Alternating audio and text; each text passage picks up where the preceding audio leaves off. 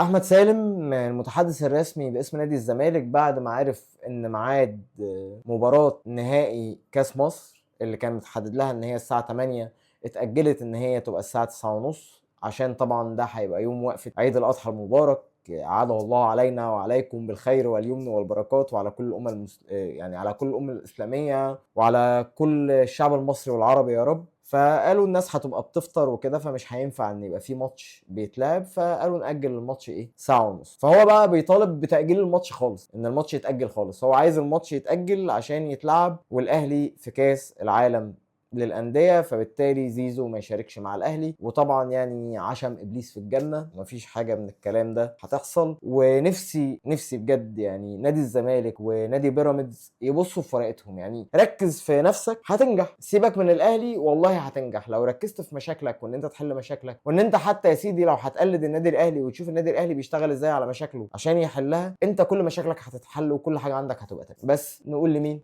يعني نتمنى إن هم ياخدوها عبرة ويشتغلوا على نفسهم في الحتة دي.